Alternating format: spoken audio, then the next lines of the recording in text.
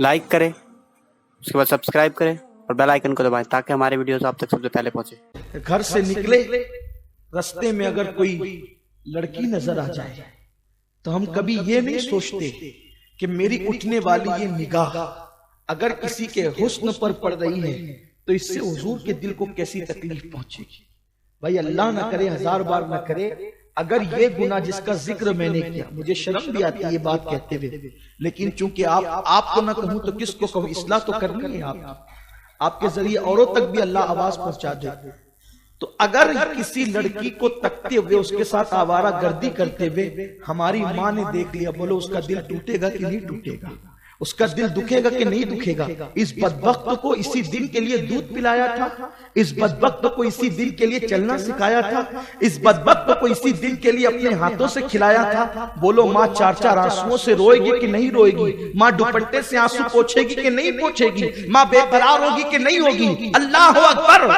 माँ इस गुनाह करते हुए देख करके बेकरार क्यों हो गई? क्योंकि माँ के दिल के अंदर बेटे की मोहब्बत है, उस मोहब्बत ने उसको बेचैन और बेकरार कर दिया। अल्लाह अकबर।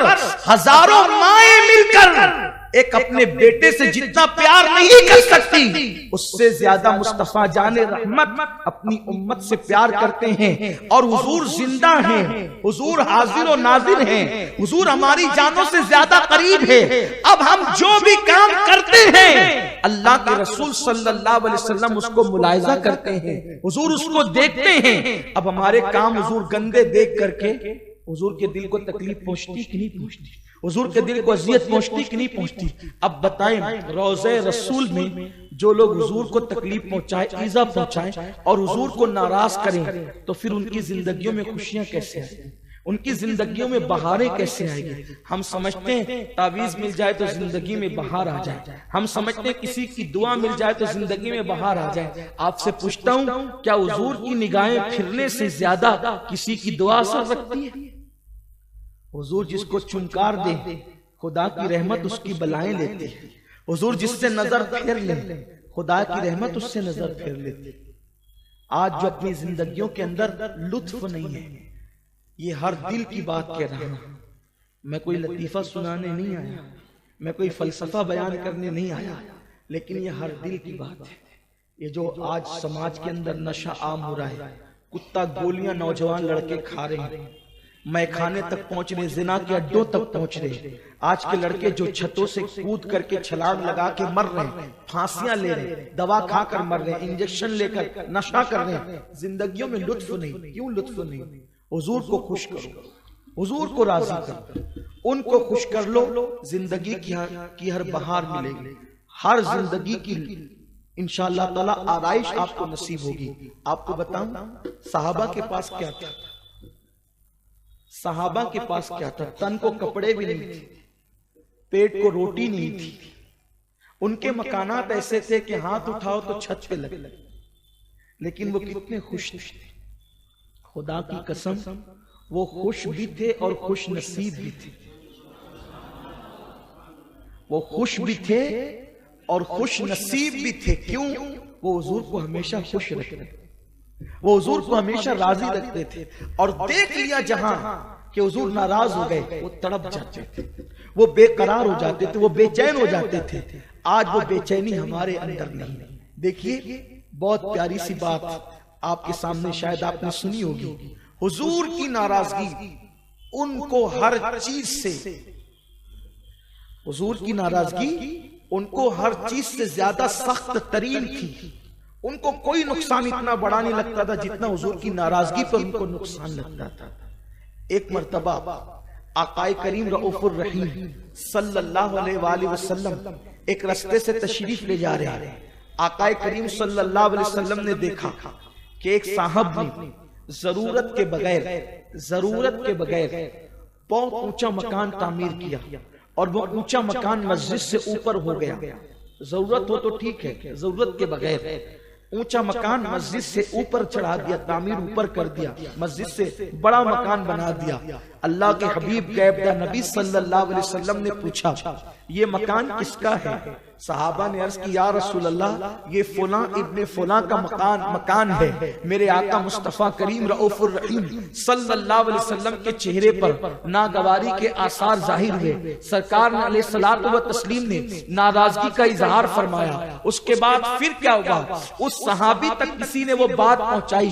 क्या बात पहुंचाई?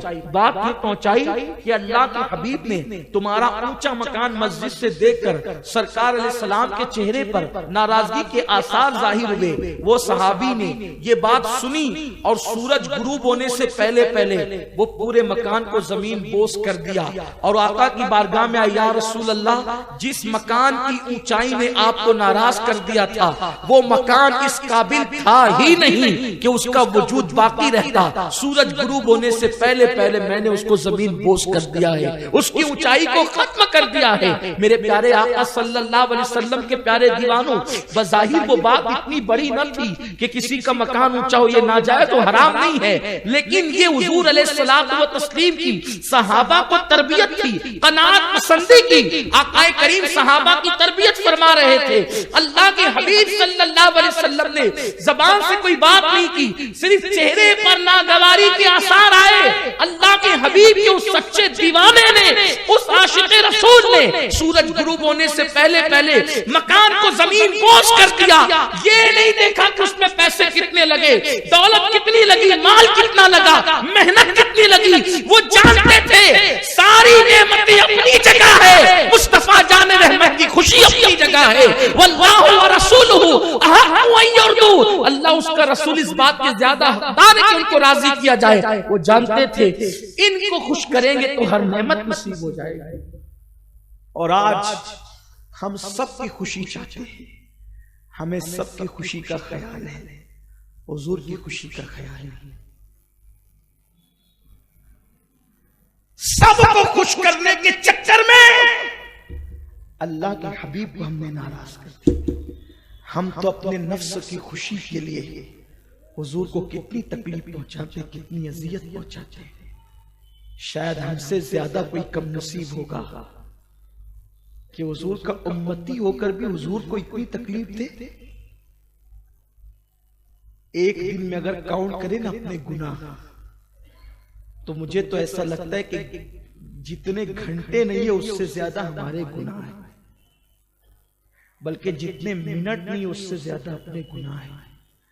गाली अपनी जिंदगी में गाली देते हुए कभी सोचा ये गाली मस्जिद के इमाम के सामने नहीं देता तो जो रसूल जान से ज्यादा करीब है, जो रसूल जान से ज्यादा करीब है, वो सुन रहे तो मैं किसी को गाली कैसे दूं?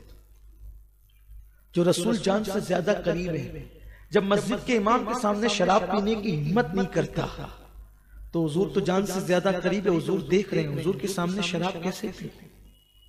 बात इतनी है ना।